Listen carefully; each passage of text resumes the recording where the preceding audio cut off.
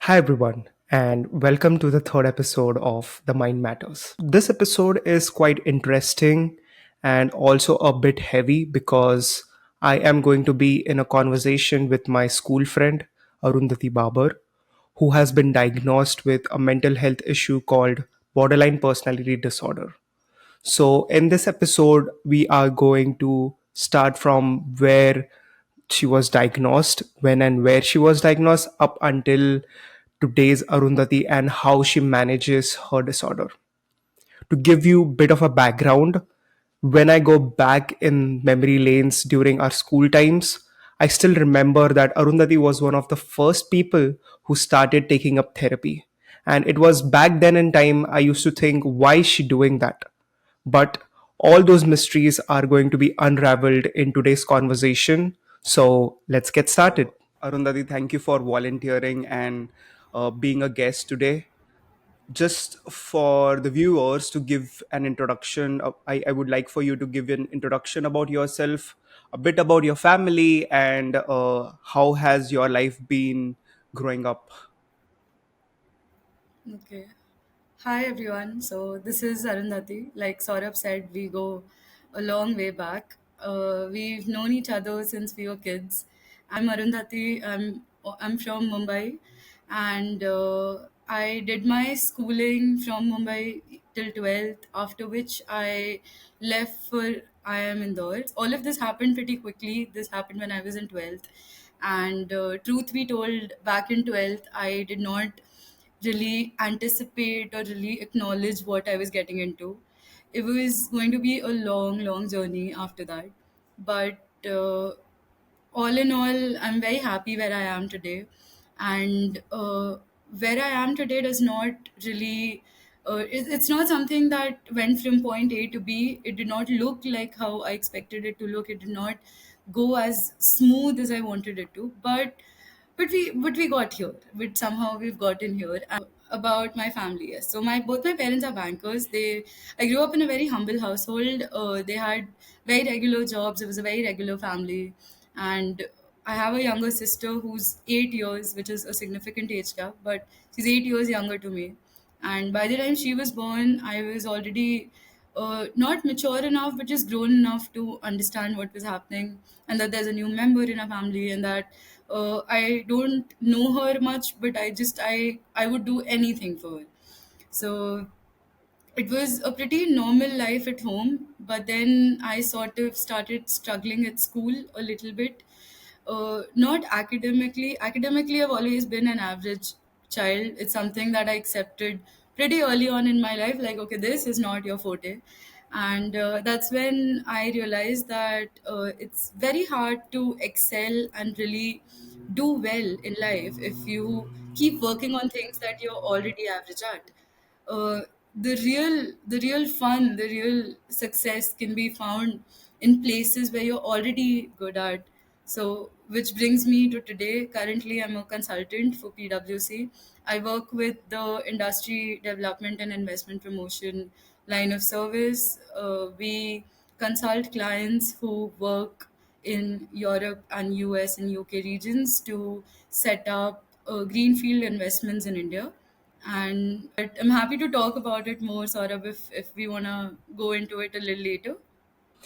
So to begin with, I wanted to ask you, like, when we go back into childhood days, like your childhood days, when do you think was that first episode of a mental health challenge that you faced? Like, when did you realize it, or did you not realize it, or like what made you act on it? Some questions revolving around the first episode that you had faced.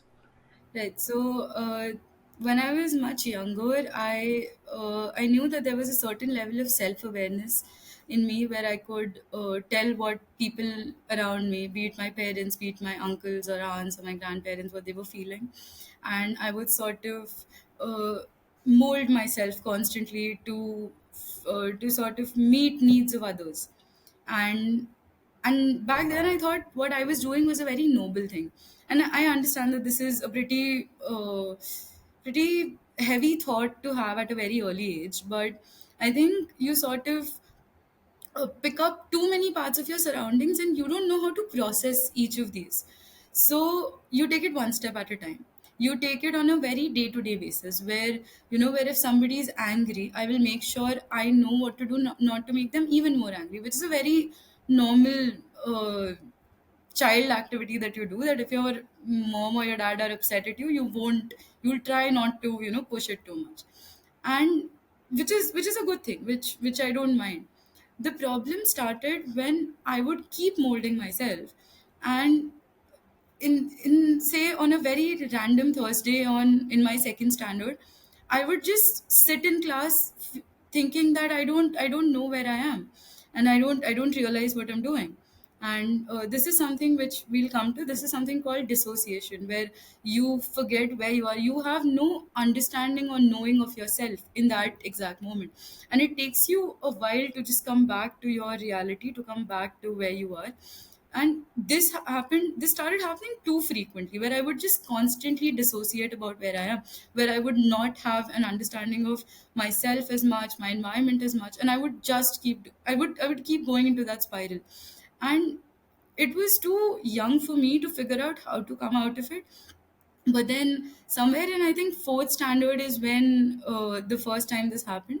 It was also when I changed schools, when I had just come to Nalanda, and that's when I realized I came from state board and then I switched to CBSE, and it was extremely hard because the people were much. Everyone in my class, they felt smarter than me, they felt braver than me, and I there was an everyday knowing of just feel like every day knowing that I'm just not good enough. That's when I think I started to go in this autopilot mode. But you don't really go out of your comfort zone, or you don't really do anything big when you're constantly in autopilot. You're just doing what is told. If I'm given homework, I'm going to do this homework. If I have an assignment, I'll do this assignment. But beyond that, my brain does not expand.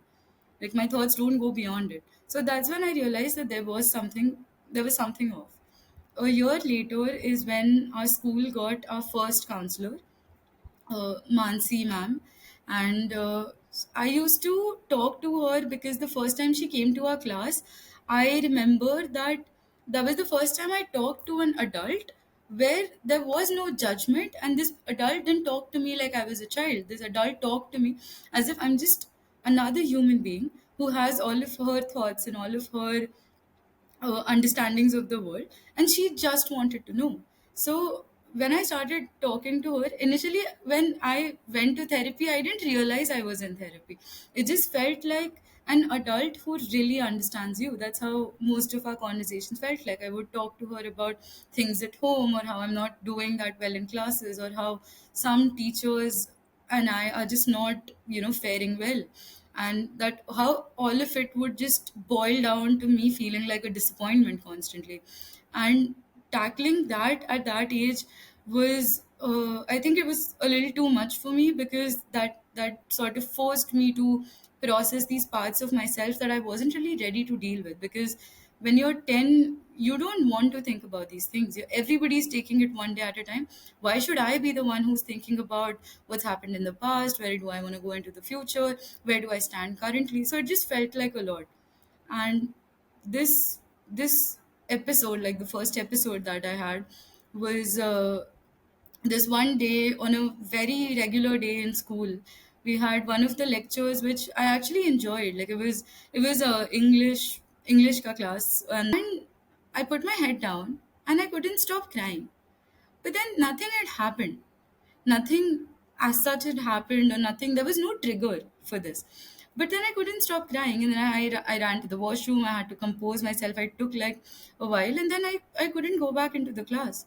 And that's when I realized that, okay, this might be taking a toll on me, in my education. This might be taking a toll. Like, this might be too much for me to deal with right now.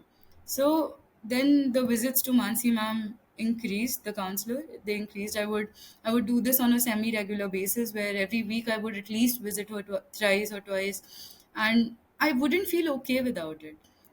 But back then there was so much shame and guilt associated with, going to somebody and talking to somebody out of for all of this, that I internalized feeling that shame and guilt, which I could feel from other people, and it became like I absorbed it so much that after a point, I would try to avoid going and talking to her as much as I could, just so that I don't have to face the brute of it. And looking back, nobody was really judging and nobody was really saying anything or thinking something bad about it.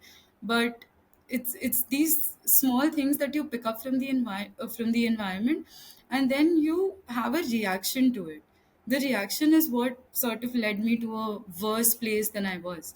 I was constantly thinking that, oh, because there's judgment, hence I should not be going to therapy. And then the more I wouldn't go to therapy, the more I would feel that, oh, oh, this is something wrong. This person says something wrong, or that teacher said something wrong, or I'm not good enough at this, or I'm not smart enough at this, and that just sent me down a spiral.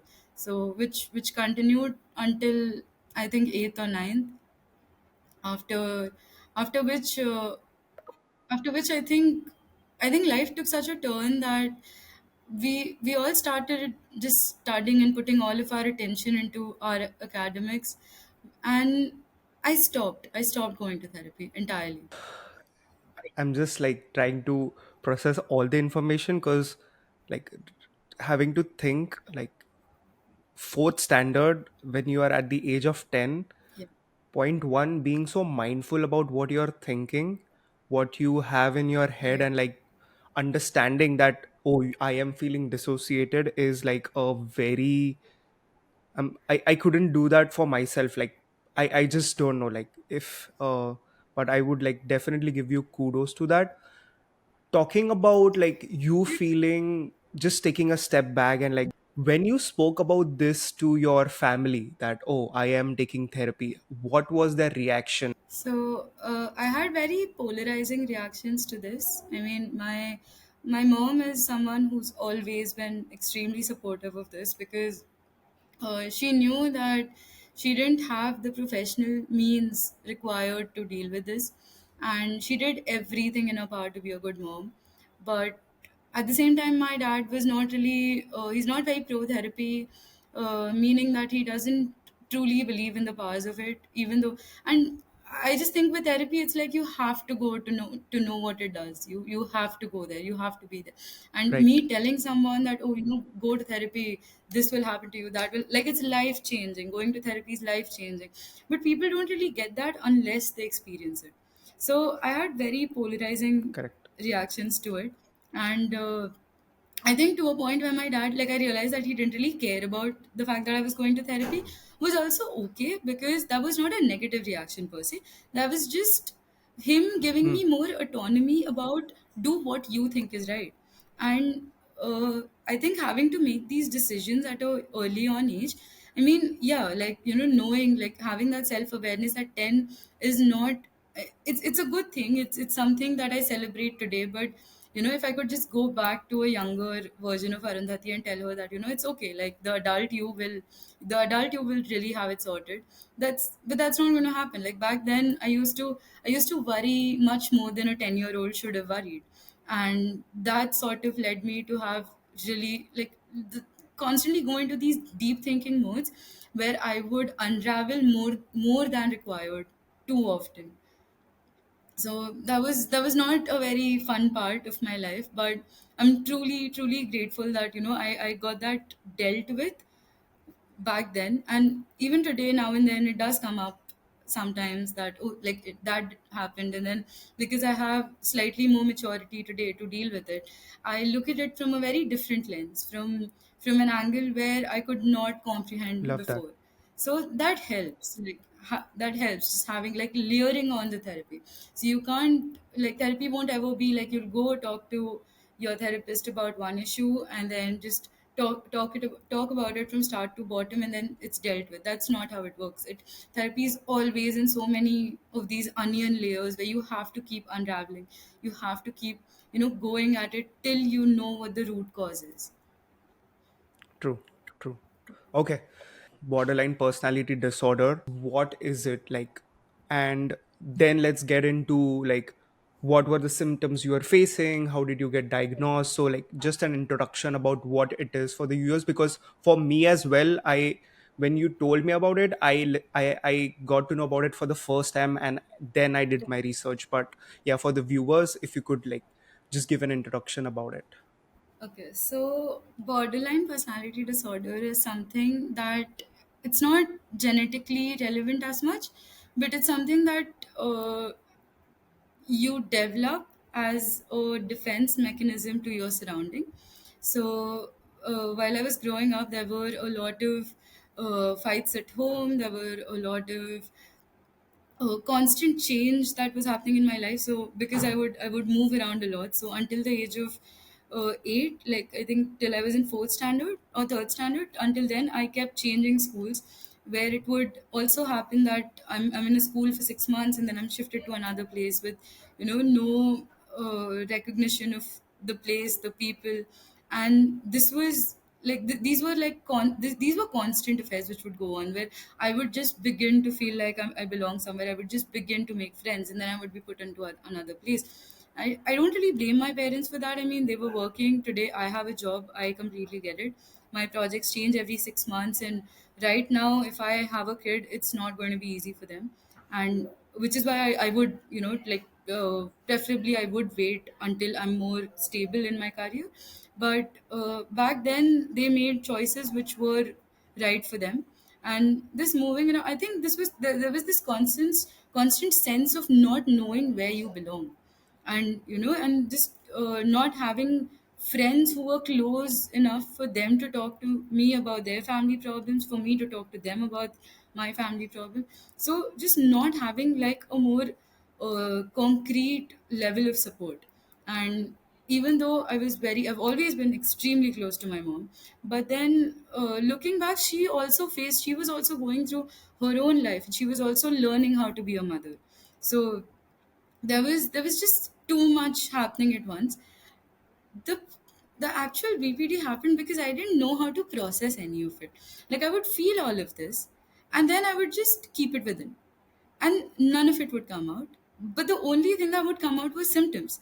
The symptoms which would come out with me being extremely rebellious, because I was a trouble kid in school. I would constantly back answer my teachers. I would not be able to hold on to friendships too long enough.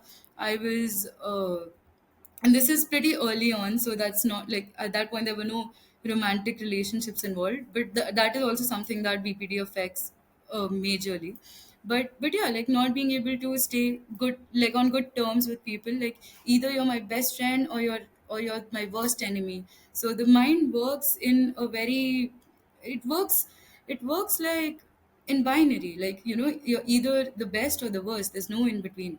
Like, I don't like there's no gray area for people to function. Like, where if you do something, if you're being good to me, then you're that good, you're just a good person. And then I will avoid anything bad that you do. Everything bad that you do is overlooked very quickly. And at the same time, if I sort of think that you're not a good enough person, it doesn't matter how nice you are to me or how nice you are to the world. That's just what I believe. So my mind constantly worked in binary. I am not that I'm a rebellious kid because there's issues at home. I'm a rebellious kid because I myself am a bad person. So it gets internalized also very quickly. There were some days where I would tell myself that, oh, there is absolutely nobody in this world better than me.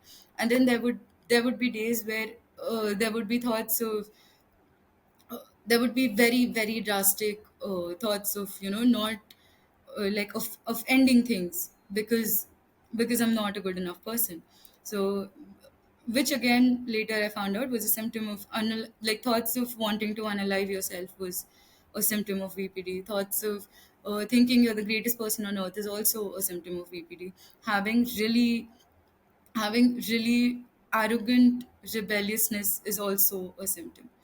And like as I grew up, it started to affect my romantic relationships as well, where there's this sense of it's called an FP in BPD terms. It's a favorite person, and your favorite person can be anything. For me in school, that was a teacher, Sarita Umak ma'am. That was so. Anytime she was supportive of me, I was constantly doing well. And the moment I would feel the support lacking, I would go back to my rebellious nature. I would go back to those ways. I would cause trouble. I would not attend classes. I would go play football even when it's in the middle of the day. And just all of this, it just slowly just culminated into, these symptoms just coming out. So it's like a constant rotation of, either good or bad, no in between. in in romantic relationships, it's I think it's more drastic, because today, like when I date someone, when I'm with someone, it always goes to kind of extreme measures. It's either I can either be like the best girlfriend or the worst girl. There's no in between. There's no middle way to function. And then Hmm. therapy is something which has saved a lot of my relationships. Not couples therapy. Just I have to go talk to someone about it, because otherwise it's not going to be a fun time for either of us. Hmm. Got it. Got it. I have this question where when you got diagnosed, when the therapist was like, okay, these are Yeah. symptoms of BPD, what did you feel at that Right. point in time? Like, what was your emotional being at that point in time, and how did you process it? Right. So when she told me, first of all, I didn't know what BPD was, so it sounded very made up. Like in the moment, it sounded like I was like, "ये क्या ये ऐसा कुछ होता भी है?" So I think it was just a lot of confusion, and for like weeks, it was just denial that Hmm. this cannot be true. Because if it was, then how has it not come up until now? Hmm. And like maybe for a while I thought like, Right. no, it's just depression, like, it's everyone comes out of it, I'll come out of it. Like, but then the problem with the depression cycles was that it was getting too cyclical, where just once I would start recognizing symptoms, I would do everything in my power to come out of it. The moment I'm out of it, like, give it a week, and then again the cycle starts again. I'm noticing these symptoms, which I know I can avoid, which I Right. know I don't have to do them. I know I can get out of bed every morning. But then Hmm. why is this a constant need to just stay in bed? Why don't I have the energy to do anything at all? And why am I happy for like just a few hours every day, and for the rest of the time there's no feeling of normalcy? There's no feeling of just Hmm. like consistent normalcy. There's always one emotion going in one corner, like it's always that. So when she first told me, the therapist, I was very confused. And then after that, I think I was angry. I was really angry. I was like, why would this happen to me? Like, I didn't do anything wrong. I just really wanted to be like a normal child. Like, why can't I go just have a normal life? Like, I see my classmates having such a normal life. It's not like their families don't have problems. It's not like it was just 40 of us, right? So you hear things, people tell you things, you're kind of close on on some level, you're close to everybody. So you hear these things, and I'm like, but they're also facing things. Why am I taking everything so seriously? Like, why is it affecting? There was a very long point where I thought I'm just being a sensitive, like a sensitive baby about all of this. That I don't need to overthink. I can Hmm. just stop it. Like, from today, I'm just going to stop it. But then none of our, if our feelings were so under control, then we would we would be in completely different places. But they're not, and your brain Correct. chemistry just flows in a way that it has to flow. So I was angry at myself. I blamed people. I blamed my parents. I also messed up my relationship with them for a few years, where I was angry at them. I was angry at my sister for a few years. I blamed her for just like, she was a child, so back then she didn't know. But then I also think that around the time that this was purely coincidental, but around the time that she was born, there were some more troubles at home. So that I pinpointed. So there was me just constantly deflecting blame, because at that point I thought that if I do deflect blame, if I completely remove, like, if I remove the blame causing agents, like these troubling things, if I remove them from my life, then the BPD would just magically go away, and then I wouldn't have to deal with it, because I was scared. Hmm. I think underneath all of that anger, I was very fucking terrified, because I didn't know what to do. I didn't I didn't think there was. And one of the first things she told me was that this is something you manage and this is not something you cure. That was scary because why do I want to manage some? I mean, your life is hard enough already. Why do I have this additional baggage that I have to carry? And you're telling me this huge, this huge double sacked bag I have to carry for the rest of my life. I'm not ready for that.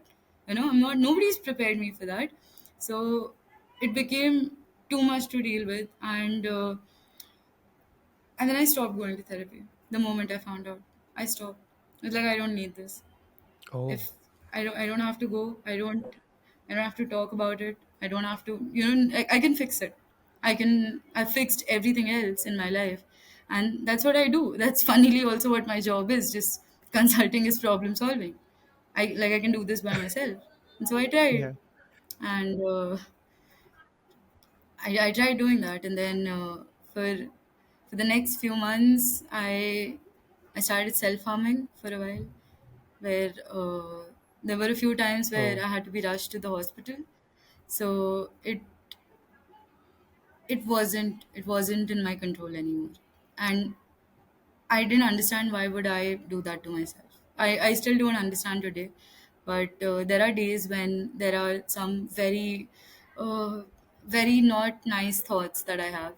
But then it's a process. I haven't self harmed for almost 3 years now, which is not a very big window, but it's the most that I've done.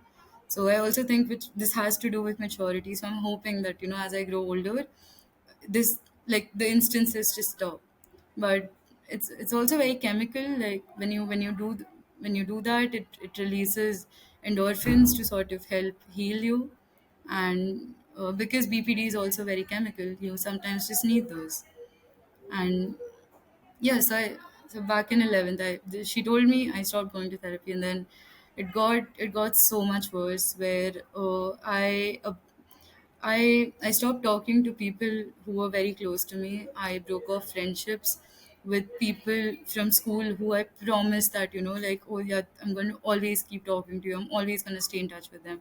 And we had just gotten like new phones after 10th, right? So it was easy. It was easy to Hmm. talk to everybody, but I cut people off and kept distancing myself. This later I found out was another symptom that I started exhibiting, which was a fear of abandonment, where uh, where you start abandoning people before they abandon you, and that makes you feel good about yourself Hmm. for a few days, and then again, then there's a bad spiral. So when did you then think of like going back and actually working on it? Like what was that moment of, oh, I'm done with this. I cannot like do this on, like I cannot solve this issue or manage my emotions myself, and then I should probably go back and talk to my therapist, because there was denial, there was anger, there was like, okay, let me try doing Yeah, it myself, but it did not happen. yeah. When was that A lot moment of when you are like, bargaining. okay, let me go back and like try to talk to that person? So a lot of this changed once I left for college. So once like I after 12th I went to IIM Indore directly, and the IPM batch is not that big. It's 120 students every batch, and there's people from everywhere. So some of my closest friends are from places where I had not, like I've not known anyone from them. I hadn't heard of how people are, but take places like Assam or Banaras or Udaipur or Hmm. Tirunelveli, or just places where some places I hadn't even heard of, but I became friends with these people, and then it really helped me broaden a lot of my emotional horizons, because some of them started taking Hmm. therapy very Hmm. soon, and some of them came from places where therapy was extremely looked down upon. And then there were some people who knew that, oh no, this is just, it's not, it's like kind of like going to the doctor, or it's like, it's like just sitting and talking to a friend, that's all there is. And they really pushed me. And one of my closest friends from back then, she was the one, she was like, I go and I talk about literally anything. She told me that she even talks about how the mess food is not that great anymore, and that she's constantly hungry and that makes her angry. That's it. And I'm like, but that's not something you discuss in therapy. And she's like, who's given you some template to discuss in therapy? There is no template. Like, you just have to go and talk. But you need to know how to open up, because the problem is that we're keeping so much, we're accumulating so much within ourselves, and none of it is coming out. And every time, like, it bottles, everything gets bottled up slowly, slowly. And then it pours out. It's like this volcanic eruption of just so many negative emotions that come out. So she was the first one to take me. And again, because it's a pretty reputed institute, so they had really good therapists with them. And when I started talking to them, that's when we started using mechanisms of, how to do this.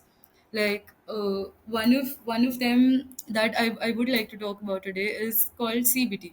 CBT is cognitive behavioral therapy. It's where you willingly rewire your brain to think of the best possible outcome.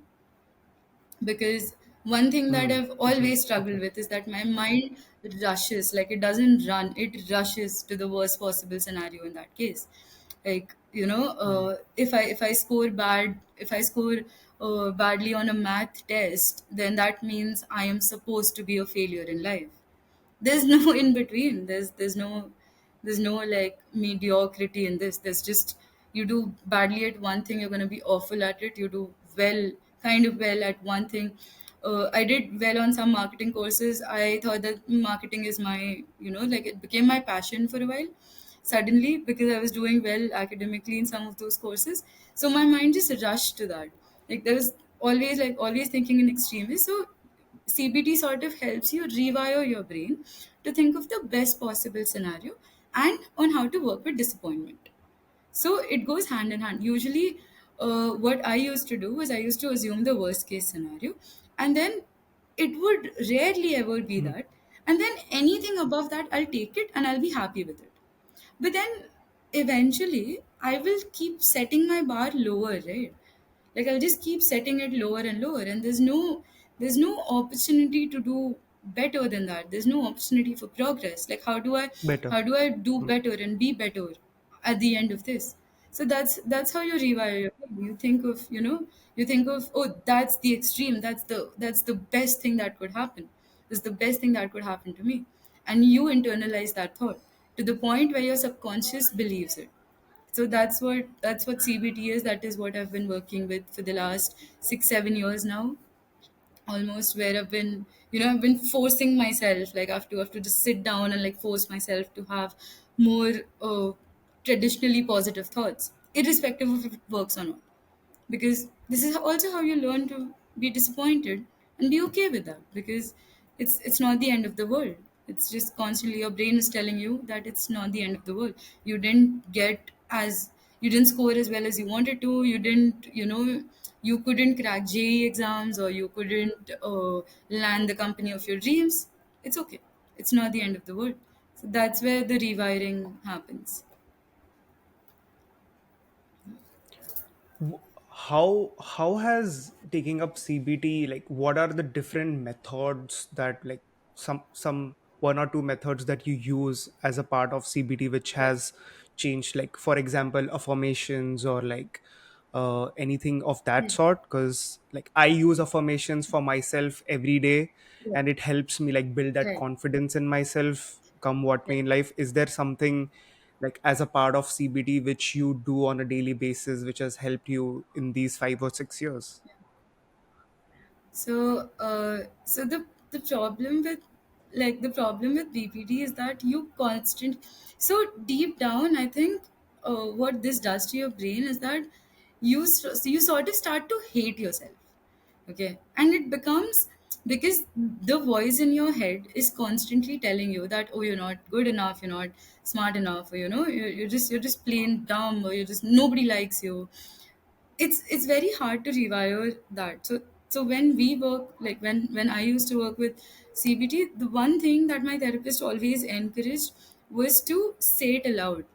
She's like, no, your mind, you need to stop making your mind go to the wrong place. So a lot of meditation, a lot of affirmations, a lot of her asking me, why is that?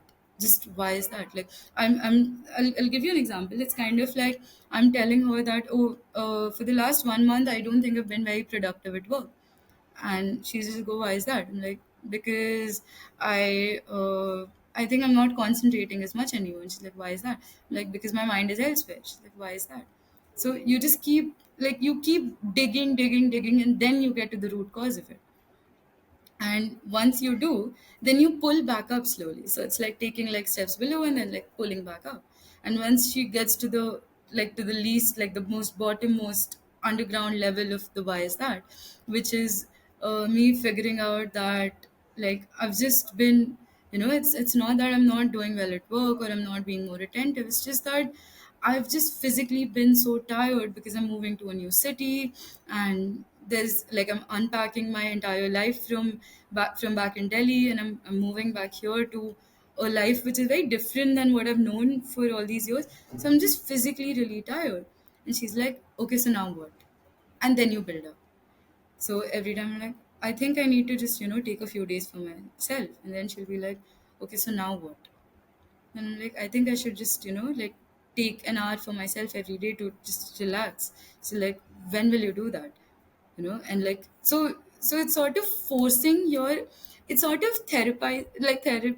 There's no word for this. It's sort of like making your brain do internal therapy. Every single time you have a bad thought, you just have to like keep pushing it, just keep pushing it into the right direction. It's very uncomfortable. The first 2 years I did it, I hated I doing can it. only I imagine. hated it. I I was can like, only this is imagine. so Yeah. dumb. Yeah. Like, why? Like, I know that's not the truth. Like, that, why am I pushing myself in a direction which does not exist? So it was awful. For the first 2 years I was very reluctant to do it, and I would find faults with CPT. I would tell her in these 10 ways how it does not work for me, and that she's wrong about all of this, and it's not going to work for me. And I would tell her, I'm like, see, me telling myself that I'm not actually that dumb, and that, oh, you, like, no, Arundhati, you've gotten everything that you wanted to. That, how does that help? Like, how does that, nudge me anywhere? Or I used to think CBT was a little delusional. It used to make me a little delusional. That, where I would just constantly tell myself that, oh, but you went to such a great college, you have such a great job. Why am I telling myself that? I'm not even at the position in my life where I was hoping to be when I was younger. It's like, but there's no timeline to this, right? Like, you just have to keep nudging yourself. And that's also how I think manifestation sort of works, because she just gave me a very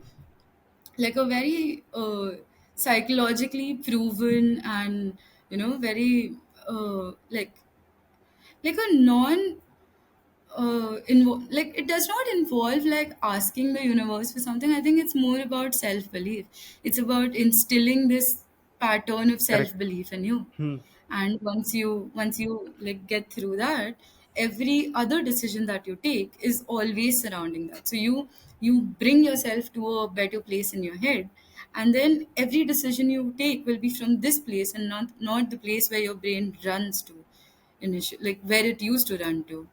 So I do incorporate it a lot. Something that I do very often is that, like, the moment you tell me something not too nice about myself, irrespective of what intentions you're telling me that with, I will have a reaction, and it's not going to be a very kind reaction.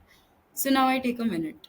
Correct. Every single Hmm. time I get hurt or I get sad, I take a minute. I'm gonna be like, I'll take a step back. In my head, I'll just go quiet. So on the outside, it might not, on the outside, it looks like I'm just sitting quietly for a minute. But on the inside, I'm like, they did not mean it that way. They do not hate you. Okay. They do not want you to suffer, or just like, they're not wanting something bad for you. Just look at it objectively. What did they say? They said that I should be probably getting more sleep. I should probably incorporate more fruits and vegetables into my diet. These are not bad things. Anybody saying this would not be two bad things. But if I only focus on the fact that they said that, oh, like, your dark circles are a little too obvious right now, then yeah, that's gonna suck. That's gonna not feel too nice. But the moment I look at it more objectively, the moment I say that, oh, they're telling me this because they just want me to be better or be healthier, it feels nicer, The and my intention. mind doesn't go to that Hmm. place. Yeah. So you sort of psychoanalyze a lot of these intentions, and not for the other person, for yourself. Where just like maybe they're not coming from a bad place. Maybe, maybe them telling me this comes from a good place.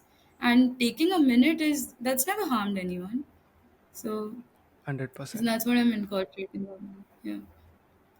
I can see how, like, that moment of self analyzing, what we do in therapy is like analyze our own thoughts, how it sort of Yeah. manifests into like every single situation in your life where you wait, Right.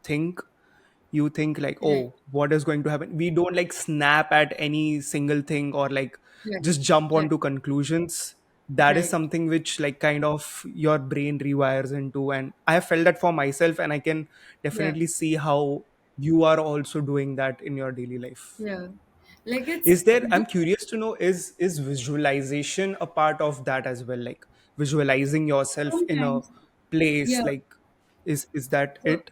so that's your go-to happy place. So that's when dissociating. That's what happens. Like sometimes when I used to dissociate, I used to uh, make the situation around myself much more worse in my own head. So where if Hmm. even if I'm surrounded by friends or family or just loved ones, people who don't want the worst for me, I would take every small remark or every small advice in the worst possible way. So that's when you have Hmm. to you have to sort of take a step back and think about, like, just be more present. Think about where you are. Why are we talking about this? And is this, more importantly, like, is there any way that someone can tell you this in an awful manner? Like, telling someone to get more sleep is, like, I'm giving very basic examples, I know, but something Yep. as simple as that can't really be said with ill intention. And people are not really out there to get you or to just sabotage you. A lot of sabotaging happens from, like, it happens from within, most of this. Yes. So Yep. somebody from the outside doing it, like, nobody has the time to come and, like, cause some troubles in your life. Nobody's trying to do that. So you visualize a better place. For me, a lot of times when I used to visualize a good place, that used to be just, for I think for most Mumbai people, is just sitting at Marine Drive, and that's my go-to 100%. happy. That's my go-to happy place where I just sit there, and it's it's all the calm that I need. It gives me all the calm that I Hmm. need, because there's, like, especially, I think that place means a lot because there's just so much happening around Marine Drive always, and yet it's calm. It's always calm. It's And 100. I think that Yep. gives me, like, an introspection within, that it's okay. Like I understand there's so much happening. There's a lot of hustle bustle constantly, but if I take a breather, it will be fine. So that's where I go to emotionally. That's where I kind of think that, like, if right now, if I was there, would this really affect me? If I was there, would someone telling me that I need to uh, gain more weight or lose more weight or just do something different, would that really affect me anymore? And it doesn't. It really doesn't. So visualization does help a lot, and this is, like, more in present, but also, like, I think visualization helps me more, like, into the future, like where I wanna be, where I wanna go, what do I Right. want my life Hmm. to look like in a few years or a few months, or that's also pretty helpful. Okay. When, so switching gears a bit, when you realized that you had BPT, you kind of accepted it, started going to therapy. How Yeah, was it for the first time when you told about it? Like, oh, I have been diagnosed with BPT, to someone who's like close to you, like maybe your friend or yeah. your family, and what was their reaction at that point in time? So the first person that I told was my mom, and Hmm. Malab, initially I didn't tell anybody actually for a while, Yes. because Hmm. that's around the time where I was in this blaming stage, where Correct. I hated everyone for doing that to me. Like, why? Because I was like, why would you do that? Why would you put me through something? But it's just coming to the point where I realized it's not exactly their fault per se. And then when I told my mom, I also told her that this happened, like where I despised you. There were weeks where I didn't want to talk to you because I thought that you were to blame. But I realized it's not that. And this is the first time for you as well when you're living, and she's trying her best, and it was not. Definitely. Yes. So the first thing I did when I told my mom was I apologized to her for acting a certain way, for because my symptoms were also pretty obvious around that time. So I told her, and and she sat down and she looked up all the symptoms, and she was like, तो क्या कर सकते हैं इसके लिए? And I told her that Hmm. the worst thing is that there is no cure. Like, I wish there was. I wish I could just take a pill and just get better, but there isn't one. There isn't a pill. Like, like why would something like this happen which I can't control? And until then, because I would process most of these things and because I would be so self-aware, I thought I had everything under control. There are still, like today also, there are still days when I feel like that I do have everything under control. And the moment one thing goes wrong, it's like everything, all of the, you know all of it goes to shambles. Like, I don't have, either I have complete control or zero. Control. Hmm. Hmm. Hmm. So I told her that, and she was like, so you don't have to cure it, you just have to manage it, which is easier. Correct. And that kind of flipped my brain a little. I'm like, what do you mean it's easier? And she's like, because she's like, I have diabetes, and I know that managing is still always gonna be easier than, like, like, think about it this way. Think about that. I check my sugar every day, where where she Hmm. like pricks her finger and checks her blood sugar level and makes sure that she doesn't Correct. eat something Hmm. too sweet. So, like, isn't this so Hmm. much easier than me going and getting surgery? Why would you want to go and get surgery? Like, Wow. this is Hmm. actually how you Hmm. have the most control, because you're managing it. And that completely changed my perspective. Like, when she told me that, I was like, yeah, you're right, because yeah, I am in control. I can choose when to not, like, metaphorically, when to not eat too much sweet, or if I had a lot of sweets, then just do a detox sometimes, and just like keep checking, keep like doing a regular check-in. Like, she does it on her glucometer, I do it emotionally. So that really helped. I think she's always been this one person who's gotten me onto the right track every time. So I knew that I had to tell her. And then for a few years, I didn't tell anyone. And then slowly, I started telling some of the people I've dated. I've told some of my friends, and I became more open about it. That, see, I can't really make it go away. If I would, I could, and I would have a very long time ago. But I can't make it go away. But I'm telling you this, that sometimes the way I act, or the way, or some of the things I say, might not really be the most rational things. And you don't have to stick by it, because this is not on you. And I'm sorry in advance, because I do, I do act out sometimes, and it's not the nicest. But I apologize in advance, and I'm going to try everything in my power to control it. In case it slips out, in case it does, then you don't owe it to me to, be here or just take care. If you don't, that's on me, that's my job. Funnily, most of the people I've told are the ones who've stuck around, and none of them left. And that's always been so reassuring, especially for someone who, like, for someone who's, one of the symptoms that does show up is, my abandonment issues. So for someone like me, this thing has helped Hmm. tremendously. Like, this has caused a big change in my life, where even if I'm more okay with people taking space, with people leaving, or with people being there, or just having a more fluid connection with people. So this has helped a lot. What, so reflecting back, like the Arundhati which was at like 5 years ago versus Arundhati who is right now, Yeah. what do you think has changed and how do you feel about it? I think 5 years ago, I was really, really trying hard to just hide most of this. I think I was Hmm. even after I started going to therapy, I was still in denial, because it Correct. comes in the, like, denial comes in the weirdest forms. Like you'll never know. Like, like the moment someone says something like or questions something about BPD, I'll be like, oh yeah, yeah, that happens, but I don't do that. Like, like that doesn't happen to me. And just sort of trying to prove that somehow I'm better than the disease. But I don't Hmm. have to. I'm not competing with it. I'm not. This is not something. It's not like BPD versus Arundhati. It's not.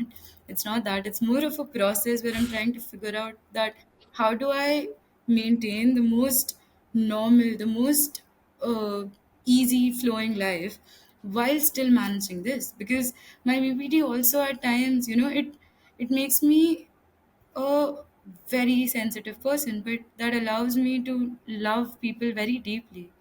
And I don't want to let that part Love of that myself go away, perspective. Hmm. because I like being this very dependable person. Yeah, like, like if you come to me with any issue, I would do every single thing in my power to make it better for you. And that's Hmm. where this comes in. I from what I the opinion that I thought is like I recently read Ikigai, and Yeah, there is this concept of anti-fragile.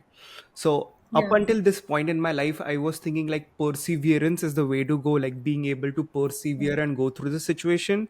But then yeah, there is a next level concept which is anti-fragile, where you take that bad situation and you turn it into your strength, and then you yeah, go ahead in life.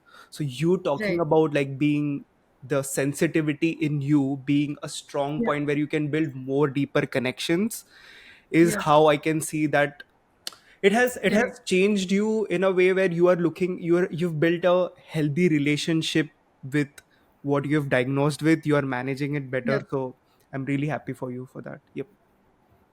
Thank you. I have read about the anti-fragile I concept. was Like blown. I was I, like, oh, like this is something that I should yeah, look forward to now. Yep. So, from your experience, what is an advice that you would give to someone who has like got recently diagnosed with BPD, or like let's also make this a broader picture where someone who has been diagnosed with a mental health issue, what would be your advice to them? yeah.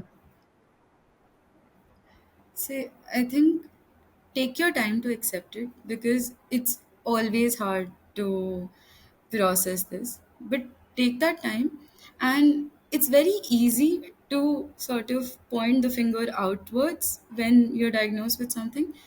But I think taking, not it's not a minute here, it's not going to be a few weeks, it might take a few years also.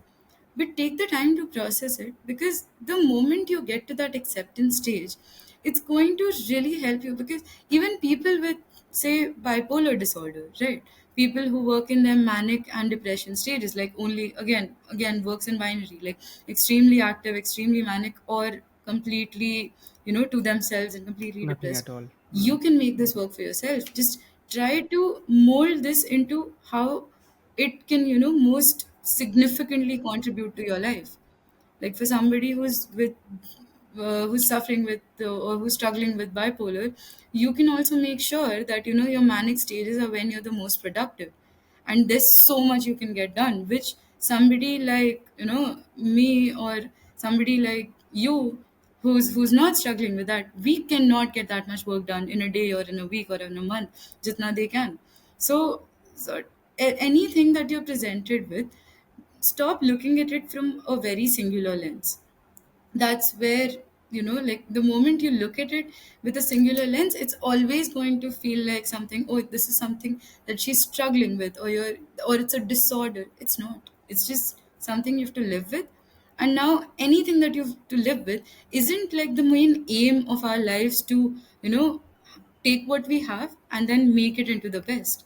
So think of Love that. your mental health problems just this way. Like just take it and mold it towards that.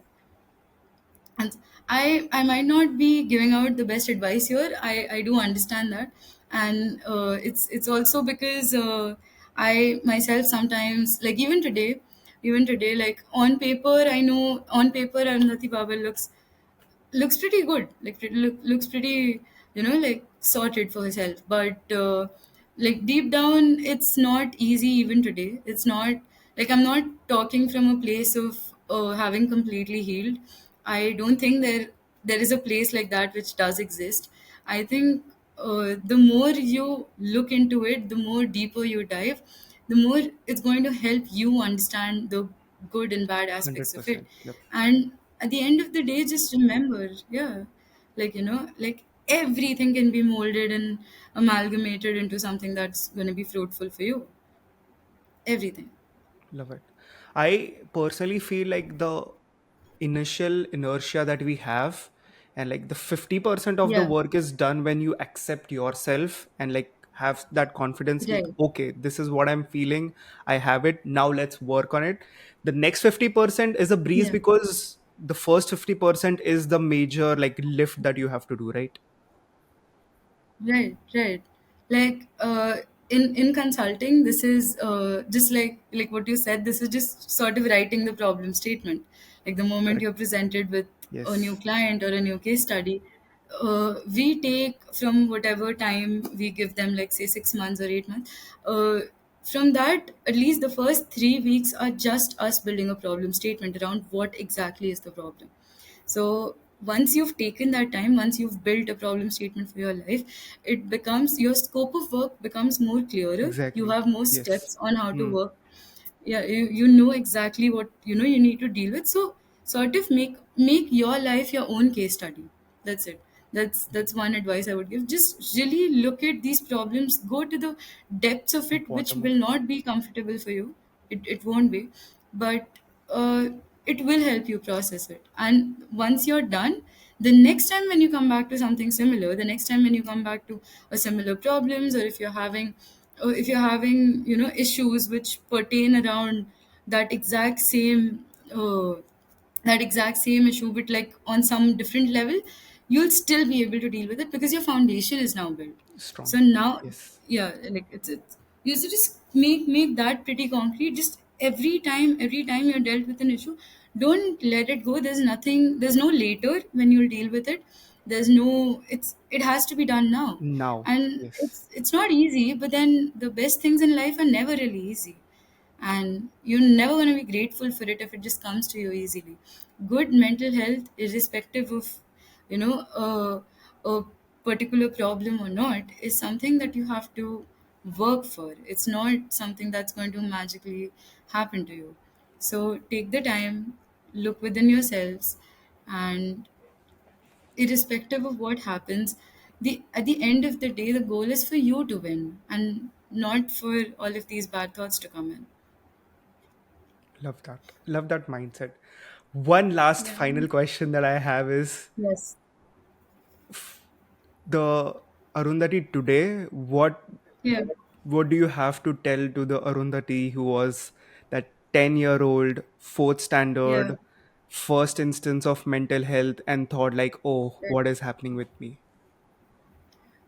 The one thing that I would tell her, there is so many things that I want to tell her, but mostly it's I think I want to tell her that you got this. Like back then, also somehow I knew that I'll figure it out, Love it. Hmm. and and I'm not saying that today I have everything figured out, but I know I will. And this is not it's not a sprint, it's a marathon. It's about getting there. And so Exactly. it's also a marathon in such with such pretty views. Like why wouldn't you want to keep running slowly and just taking every steps? And there's just so much beauty around you. Just take it all in, take your time, process every single feeling, and we'll get there. There's no rush. Like I think I've eased back into life too much. Like I think in real life I am in the rat race, but mentally I'm very, very far from it. Very far We're from getting it. there. We're getting there one Yeah, day at a time. yeah, just one day at a time, just taking it really slow. And it's meant to just la dolce vita, just like taking the easiness from life, just taking a very relaxed life and just getting there as slowly as possible. Because there is no medal. There is no medal for like dealing with your emotional or mental health. Like who does it the soonest? Because pretty sure nobody's giving out medals for अरे ये तो सबसे पहले emotionally stable हो गया. This But yeah, I would tell her to just take it easy, and that, like, we will have Yes. it covered. Pretty sure 50-year-old me would also tell me that it does work out. It Yeah, does. it And does. Yep. there's too much to look forward to, there's so many happy things, there's so many great things in my life. There's like my next month is, for now, my next month is planned out, but very soon it's like a little surprise every day. Something fun happening. But yeah, what's let me just twist this around, Saurabh. What is one advice you would give your 10-year-old self? I was an anxious child, just to say that. So I just want to tell my 10-year-old, that's a good question that you have asked me, is you'll figure it out. Yes, you'll figure it out. And the other thing is that it's okay to feel what you're feeling. You have to Yeah, accept it. Like, it's okay to feel. You don't have to feel ki, oh, I am the only person in this world who is feeling this, yeah, because you don't know it. And like, we wrap our heads around our own life so much that we kind of miss out on the yeah. bigger picture. It's like the bigger Right. picture is so and every person I feel has something or the other aspect in their life which they should be Yeah, grateful for. We need to stick to that in the bad times. And yeah, yeah, just that, like, you're gonna make it, like, one day at a yeah. time. Be One confident, day. don't be so anxious, is what I would tell my 10-year-old. Like, in spite of doing so much and like hustling and this and that, I used to feel, oh, maybe I'm lacking somewhere, oh, maybe I could do this better, or like it was all, it was a sum of all the factors in my life. But Yeah. here I am, speaking with you, Right. talking to you, Yeah. speaking about our mental health journey. So we're getting there one Right. step at a time. And this Yes, is just the beginning. Like, we're yes, just starting exactly. out. Yes, this Like, is just the beginning. that's very encouraging to, like, just know कि अभी तो शुरुआत है. It's a long road ahead, and the view gets better, the life gets better, and there will always be problems. Okay, I Yeah, had it's problems in senior KG also. So problems. just the problems change, but there are going to be Yeah, it's problems. going You to have to change, and I accept it had and just that keep dealt going with. with it. Yep. Today we have this dealt with, and like in the future we'll have whatever, whatever comes to our ways, we'll deal with that. Thank you for watching or listening to this podcast episode up until the end. If you thought that this was helpful to you or might be helpful to someone, please like, share, and subscribe if you're on YouTube, or follow if you are listening to this one on Spotify. We are with just one mission: to create awareness about mental health as much as possible, and to unravel the inner self, because the mind matters. Thank you, and I will see you all in the next one.